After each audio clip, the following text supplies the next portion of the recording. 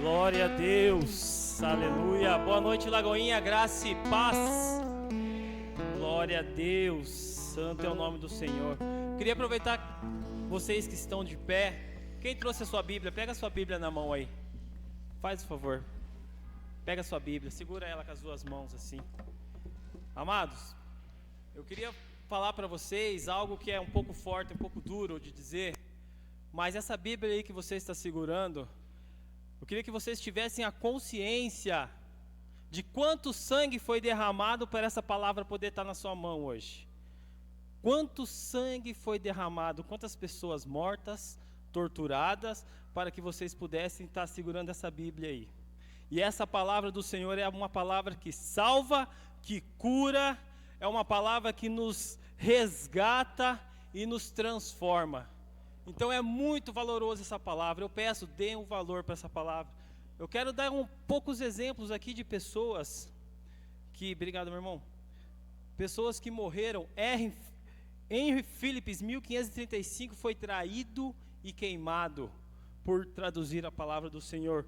Jacob van Listen, um holandês que foi acusado de heresia por xilografias na Bíblia. Ele fazia desenhos para que o povo que não tinha tantas instruções pudesse entender como que é o agir do mal. John Wycliffe foi um precursor inglês, foi um dos primeiros a traduzir a palavra do Senhor, traduzir a Bíblia do latim para o inglês. Então foi um dos primeiros a que pudesse nos dar a palavra hoje em dia para ser traduzida ao português. Esse homem, ele não foi morto, ele morreu de causas naturais, mas a ira era tão grande sobre a vida dele pelo que ele fez, que depois de 10 anos morto, ele foi desenterrado e queimado seus ossos. Amados, olha o quanto isso foi algo importante. Para vocês terem uma noção, não é só uma palavra, não é só uma Bíblia para ficar na estante ou só para ser carregada debaixo do braço. É o poder da salvação. Teve o tempo da Inquisição, em 1391. Tempo da Inquisição, Bíblias foram queimadas, pessoas foram torturadas, por quê? Só porque eles liam a palavra, tinham uma compreensão, discordavam de grandes religiosos, discordavam de dogmas, de domínios religiosos da época, e aquele pessoal, eles achavam que expressar e falar sobre Deus só podia ser com eles, ninguém mais podia interpretar essa palavra que você está segurando hoje. O véu foi rasgado, a palavra do Senhor está disposta na mesa, está disposta para a nossa vida, para o poder da salvação e para um poder de mudança. Então tenha essa consciência dessa palavra que você segura nessa noite. Pode soltar, oferece um aplauso ao nosso Senhor Jesus por essa palavra. Pai, nós queremos te agradecer, Senhor, louvar o teu santo e poderoso nome nessa noite, Pai. Obrigado, Senhor, por esta palavra, Senhor. Palavra, Senhor, que está disposta, Senhor, para a nossa vida nesse dia, Senhor. Obrigado, Senhor, pela vida daqueles mártires, Pai, que derramaram o seu sangue para que essa palavra estivesse aqui, para que nós pudéssemos ouvir essa palavra, mas também não só ouvir, mas como praticar aquilo que ela nos instrui, Senhor. E que no nome de Jesus, Pai, assim como o Senhor encheu o nosso Cristo Jesus do poder do Espírito Santo quando saiu daquele deserto, Pai. Assim como estamos aprendendo que o Espírito habita em nós, Pai, e devemos buscar esse poder, Senhor, do Espírito em nossas vidas, mas também que possamos reconhecer, Senhor, o poder que há na Tua palavra quando a obedecemos, Pai. Pai, nos ajuda, Senhor, nessa noite, Pai, nos traga a revelação que o Senhor tem para a vida de cada um aqui nessa noite, Pai, e que eu não impeça aquilo que o Senhor tem para a vida daqueles que estão aqui, Pai. É no nome de Jesus que eu oro e te agradeço, amém e amém. Pode se sentar, queridos, glórias a Ti, Senhor. Hoje vamos estar meditando lá na carta de Tiago. Lá no Tiago 1, irmãos, Carta de Tiago, conhecida como uma das cartas que mais nos ensina a colocar em prática aquilo que estamos aprendendo, uma carta que nos ensina como amadurecer a nossa fé. Um culto fé, então, é um culto preciso, onde precisamos ter esse entendimento que a fé precisa estar sendo amadurecida. E o primeiro ponto, irmãos, eu quero passar bem rápido aqui para vocês, eu quero passar por pontos que vocês possam estar também entendendo. Cartas de Tiago, capítulo 1, versículo 1 em diante, diz assim: Tiago, servo de Deus e do Senhor Jesus Cristo, as 12 tribos da dispersação, saudações. Meus irmãos, tende por motivo de grande alegria o passardes por provações, sabendo que a prova da vossa fé desenvolve a perseverança. Amém? Amadurecer a fé, queridos, primeiro ponto, ter paciência. O que ele está dizendo aqui, que no momento das provações, nos momentos de dificuldade, ele fala para que nós possamos ter alegria e perseverança. É difícil. Quem precisa de paciência aí? Eu preciso de paciência todos os dias. Nós precisamos ir amadurecendo a paciência, tendo paciência quando estamos passando por momentos difíceis. E é tão interessante que ele fala, mas também tedes alegria, uma alegria com entendimento, né? A nossa fé está sendo provada para alcançar um amadurecimento. Então não é uma alegria que ele está querendo dizer aqui, que nesse momento difícil que alguns de nós passamos, não é uma alegria por estar passando por aquilo, mas é uma alegria de entender que aquilo vai ter um fim, de entender que aquilo vai ter um resultado ainda positivo, pois a palavra do Senhor diz que tudo coopera ao bem daquele que o ama.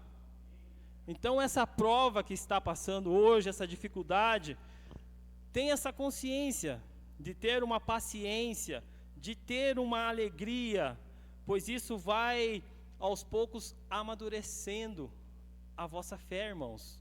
Vai amadurecendo, vai lançando vocês para um propósito a mais, um propósito adiante, um nível maior em Deus. Não vai ser as tentações e provações que vão determinar a nossa fé, mas sim os seus resultados finais, que vão gerar perseverança. Perseverem, perseverem, perseverem em fé. Esse momento que estão passando vai sumir, não vai ser para sempre, não vai. A palavra do Senhor diz que são só leves e momentâneos, então vai acabar, vai passar. Então traga essa alegria para o coração de vocês. A palavra está ensinando para mim passar por tentações, dificuldades, mas com alegria, pois vai passar e vai gerar coisas positivas, uma perseverança a mais. Então esse é o primeiro ponto, queridos. Para amadurecer a nossa fé, precisamos aprender a ter paciência. Tenha paciência, tenha calma, as coisas vão dar certo. Fé, a sua fé vai estar sendo amadurecida. Amados, eu passava por um problema na minha família que parecia ser uma roda gigante. Sempre a mesma coisa, sempre a mesma coisa, sempre a mesma coisa.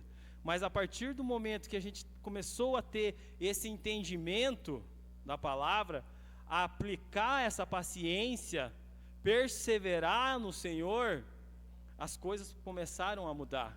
Então, primeiro ponto, quem estiver anotando, marca aí, para amadurecer sua fé, ter paciência. Segundo ponto, amados, vamos ler juntos lá, no versículo, a partir do versículo 5. Ora, se algum de vós tem falta de sabedoria, peça a Deus, que todos dá liberalmente e não censura, e lhe será dada. Peça-a, porém, com fé, não duvidando, porque aquele que duvida é semelhante à onda do mar, impelida e agitada pelo vento. Não pensa tal homem que receberá do Senhor alguma coisa. Homem vacilante que é, inconstante em todos os seus caminhos. Amados, quando eu estava meditando nessa palavra, eu já vinha um bom tempo, e essa palavra aqui nunca me pregou tanto como essa. Eu meditava, eu lia de manhã no meu devocional, e durante o meu trabalho, durante dia após dia, ela ia me pregando na paciência, na alegria, na perseverança. Ela ia me pregando em pedir a sabedoria, e eu via tão claro nessa palavra que é assim, queridos. A palavra dessa carta de Tiago, ela é tão prática que muitas das vezes você não precisa nem explanar muito. Ela está clara aqui, ó. Aquele que pede a sabedoria, ele precisa saber pedir a sabedoria. Então esse é o segundo ponto. Saber pedir a sabedoria. Não oscilem quando forem pedir sabedoria no meio das tribulações, no meio das tentações. Peça não sendo oscilantes, pois aquele que oscila são como ondas no mar, levadas para lá e levadas para cá. No meio das provações, quando não temos essa sabedoria, muitas das vezes o que acontece? A gente se irrita fácil, a gente briga fácil, a gente sempre quer arrumar um culpado para aquilo que a gente está passando, acha que todo mundo tem culpa dos nossos problemas, mas na verdade o que é? É falta de sabedoria, é falta de saber pedir a sabedoria. Muitas das vezes o que acontece, sem a sabedoria que a carta está nos ensinando, o que as pessoas, muitas delas podem fazer? Acabam abandonando o emprego, abandonando muitas das vezes a igreja, querendo culpar até os pastores, porque, nossa, por que eu estou na igreja, mas estou passando por aquela provação, por aquela tentação? Gente, se vocês querem amadurecer a fé, aprendam, pega esse segundo ponto, saber pedir a sabedoria, para que não haja essa oscilação de hoje você vai estar na igreja, aí vem a tribulação, porque a palavra está falando que vai vir, aí vocês querem sair da igreja. Não saiam, pois são passos importantes que estou passando, que a palavra está nos ensinando em poder pedir a sabedoria e ter a paciência necessária, pois para que vocês no momento de tribulações não arredem o pé, perseverem em alegria, perseverem e peçam sem hesitar. Não hesitem quando for pedir, pois a sabedoria que Deus quer conceder para cada um de nós nesses momentos de dificuldade, não é uma sabedoria para que possa encher vocês com o intelecto, para que vocês possam aprender a ler um livro, fazer grandes contas matemáticas ou serem grandes filósofos. Não, a sabedoria que a palavra do Senhor vai conceder, que Deus vai conceder para cada um de nós, é uma sabedoria onde você vai ter uma consciência, uma compreensão daquilo que você está passando para o propósito que Deus vai fazer na vida de vocês. Glória a Deus. Então dê graças a Deus por isso. É difícil? Mas a sua fé está sendo amadurecida. Então vocês vão saber pedir, eu vou saber pedir, não vamos mais oscilar, pois a fé vai ser aumentada, a fé vai ser acrescentada todos os dias. Então peça com fé, não oscilem quando pedir. Não desacreditem da palavra do Senhor. Deus vai derramar a sabedoria na vida de cada um de vocês aqui, sabendo que é para compreensão daquilo que vocês estão passando. Amém? Glória a Deus. Então o primeiro passo é ter paciência. Obrigado, pastor. Ter paciência. Segundo passo, saber pedir a sabedoria. Terceiro passo, expressar um caráter maduro.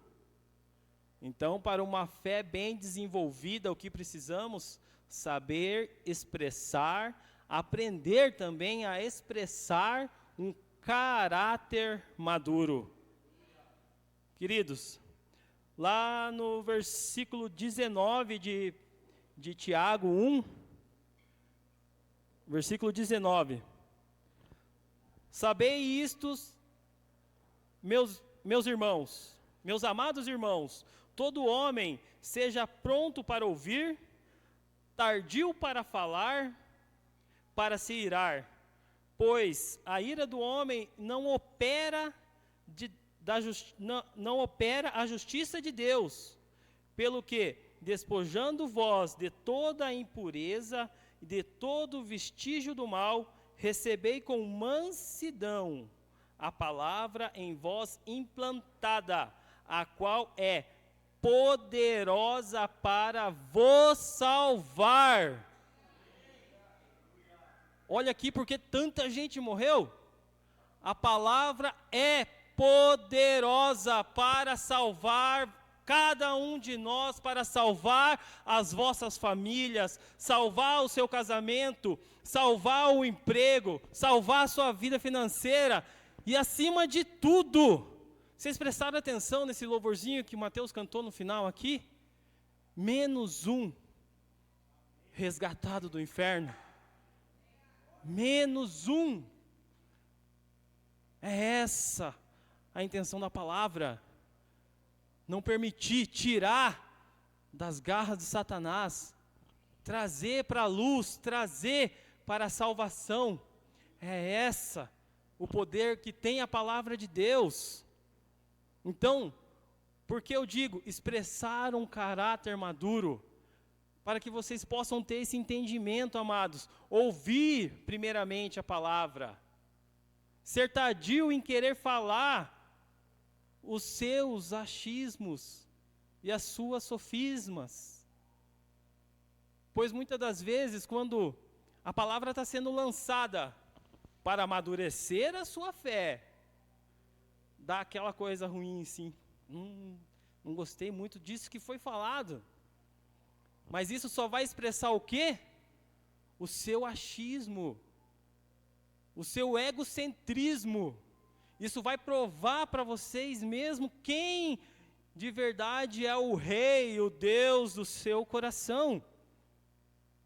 Isso não é expressar um caráter maduro. Não é. Pois irar-se pelo um confronto que a palavra está sendo lançada, só vai mostrar o egocentrismo. Pois o que precisa é que vocês se posicionem nisso que a palavra está nos ensinando. Ser tardios em irar-se, mas pronto para ouvir a palavra. E não ser só ouvinte da palavra, mas praticante desta palavra. Pois tudo que está sendo falado aqui, o que está sendo ministrado aí, está sendo uma semente lançada, como os irmãos legendários aqui falaram. Não vai ser só aqui, vai ser depois que vocês saírem para fora. Lá vocês vão ter que estar expressando esse caráter maduro para um amadurecimento da sua fé. Vai ser a partir do momento que vocês saírem lá fora. Eu já disse como essa palavra me pregou. Eu li essa palavra de manhã, saía para o meu trabalho, era confrontado. Pisavam no calo. Tinha intrigas, barreiras. Mas era nesse momento que eu me lembrava da palavra, e aí era onde o meu caráter precisava ser expressado. Não somente a palavra vir me confrontar, ou pessoas me confrontar, e tudo aquilo que eu aprendi, tudo aquilo que eu estou aprendendo, que a palavra falou comigo, uma palavra que fala que tem o poder para salvar a minha vida e me transformar, e eu não vou praticar. Então, sejais praticante da palavra, não apenas ouvinte da palavra, mas pratique a palavra. pratique esse terceiro passo, expressar um caráter maduro. Precisa ser maduro, ouvir a palavra, se estiver confrontando, estiver doendo, mas se permaneça firme, pois a sua fé vai estar sendo amadurecida, e o crescimento espiritual para vossas vidas vai ser extraordinário, amados. Olha, 2025 está chegando. Não dá para começar 2025 com os mesmos BOzinhos de 2024. Não dá, temos que dar esse passo de mudança, temos que dar esse passo de fé. Glória a Deus. Quarto passo, não ter uma fé individualista. Que também é complicado, irmãos. Não ter uma fé individualista. Vamos estar lendo lá no versículo 25 ao 27. Aquele, porém, que atenta bem para a lei perfeita, a da liberdade, e nela persevera, não sendo ouvinte, esquecido, mas executor da obra, este será bem-aventurado, será abençoado no que realizar. Se alguém cuida ser religioso, mas não refreia sua língua, antes engana o seu coração, e a sua religião é vã. A religião pura, imaculada para com o nosso Deus e Pai é esta: visitar os órfãos, as viúvas, nas suas aflições, e guardar-se incontaminado do mundo. Então veja bem, queridos, uma fé individualista é uma pessoa que ouve sobre a palavra, fala sobre a palavra, pratica o que aprendeu, mas só está no mundo dela, só vai pensar nela mesmo, nas coisas que ela pode fazer, naquilo que vai acontecer, e acaba deixando de pensar no próximo, acaba deixando de pensar naquele que está do seu lado. Muitas das vezes na rua da nossa casa tem uma família que passa às vezes por uma necessidade, a gente nem se atenta, vem para a igreja tudo bonitão e acaba nem percebendo, ou muitas das vezes até dentro da igreja, pois essa carta de Tiago, ela bate muito em cima disso, sobre os irmãos da igreja, que recebiam muito bem os mais ricos, mas os mais pobres, eles deixavam que se assentassem nos estrados dos seus pés. E ainda ele continua, e ele fala assim: não são esses ricos que levam vocês aos tribunais? E como que sim que vocês ficam ainda dando essa confiança ainda para eles?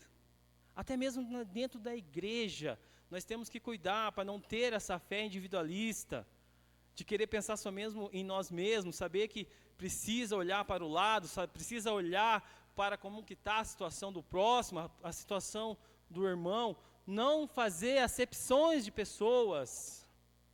Jesus nos ensina a não fazer acepção de pessoas, então a nossa fé, ela não pode ser uma fé somente individualista. Temos que pensar em nós, precisamos, mas também precisamos pensar no próximo, pensar numa situação, como está a situação do próximo. Para uma fé madura, é necessário ter essa consciência, e não tem como, amados, expressar a fé, dizer que temos fé, mas não termos obras, pois uma fé madura, a sua consequência são boas obras em ajudar o próximo, boas obras em ter boas atitudes, em obedecer, em apresentar frutos do Espírito Santo. Isso são boas obras. Se diga que tem fé, então mostre as tuas obras. A palavra do Senhor é clara e precisa.